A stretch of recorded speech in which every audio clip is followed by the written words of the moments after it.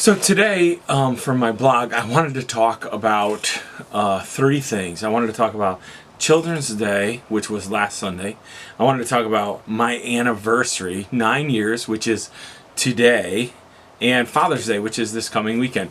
So today is my 9th anniversary. 9 years ago today, Rachel and I walked down the aisle and we said, I do.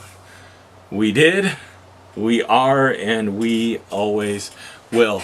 We have such amazing blessings from God, and so we're excited about that. I have three observations as I think about these three ideas about being married, about having kids, as I think about that from Children's Day last week, and as I think about being a father. So first, number one is this. I love being married. I love being married.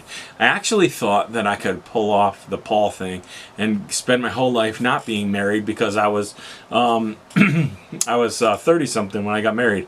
How old was I?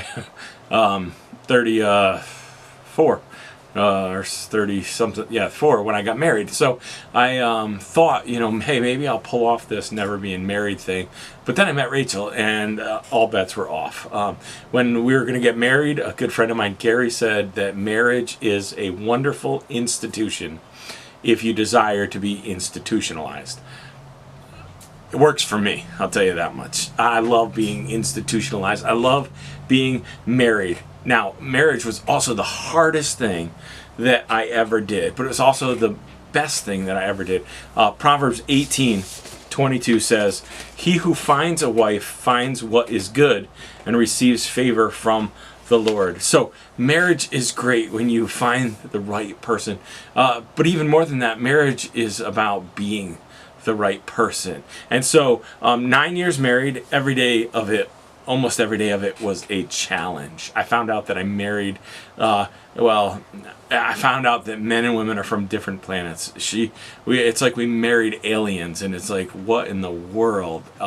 How in the world can a man and a woman get along? We think so different. Life is so crazy different, and yet there's no joy like when you get along and you work together, and God gives you that gift of one another. In Genesis, it said, "Man's not good for man to be alone," so God gave man woman and woman man, and we have each other. So what an incredible challenge to be married, but it's a challenge worth taking when you are the right person, when you find the right person, when you treat each other like the right person. There's no other joy in the world like it, but it's an incredible challenge. It's not easy. You got to work hard at it. Number 2 observation this week is that I love being a dad.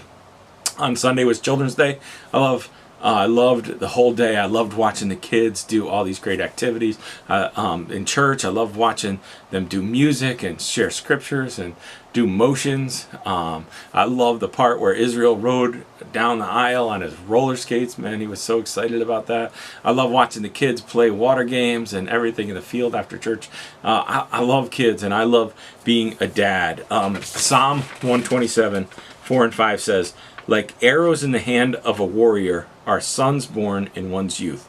Blessed is the man whose quiver is full of them." My 4th son's on the way, so I got a pretty good quiver full of boys and 1 girl, 5 kids. This July I'll have my 5th kid. I love being a dad. I do all sorts of things that I never thought I would be able to do, like help a kid with an ice cream cone. How gross is that? I never even shared an ice cream cone with Rachel when we were married, and then all of a sudden you have kids and they need help, and you're like, here, let me help you with that. Gross. But no, you know what it is? It's called being a dad. I have my vision, or my slogan for being a dad is this: I'm a dad, I can do anything. I was going in the bathroom one time. I had 2 kids, 1 in each arm. I'm going into the bathroom, and my father-in-law's like, "Hey, can I help you with that?" And I'm like, "I'm good. I'm a dad. I can do anything." You figure it out. And that's true for moms too. Observation number 3 this week is that I love my kids. I love my kids, but guess what? They are not always easy. Proverbs 22:15 says, "Folly is bound up in the heart of a child, but the rod of discipline will drive it far from him." Folly is in the heart of a child. Are you kidding me? Of course it is. It's ridiculous. Kids are nuts. But it's our job to show them the way. They're foolish. Our job is to teach them wisdom and raise them. And that's an incredible opportunity and gift from God to be able to do that. And so this week, as you listen to this, thanks for listening to my blog today. I want to encourage you, if you're married, hey, it's hard work, but it's a great gift from God. Fight for it. Work hard for it. Today, I'm excited. Going to take Rachel out for dinner and coffee, and we're going to go out tonight and celebrate our 9th anniversary. You know what? Every day wasn't easy. Most days were hard, but it's so rewarding when you fight for it and you make it right. Challenge number 2 is, if you're a man, or for mothers too, if you're a man, be a great dad. If you're a woman, if you're a mom, be a great mom. You know what? It's a gift. It's a gift that God has given you to have those kids. Do your best with it. And reminder that kids aren't easy. Kids aren't easy. They're not supposed to be easy. That's why God gave them you. That's why God gave my kids me. It's not an easy job. It's sometimes, you just want to be like, and you want to break something, Well, don't break something.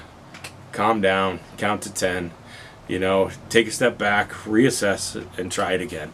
And then all of a sudden, you can, when you see the blessings they are from God, you can realize that God has given you the unique opportunity to raise them and train them and make them great. And so just a few observations on my 9th anniversary, which is sandwiched right in between Children's Day last weekend and Father's Day this weekend. By the way, Father's Day at Living Proof Church, bratwurst.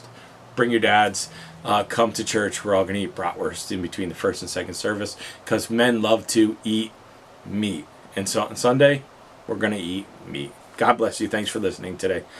Keep growing.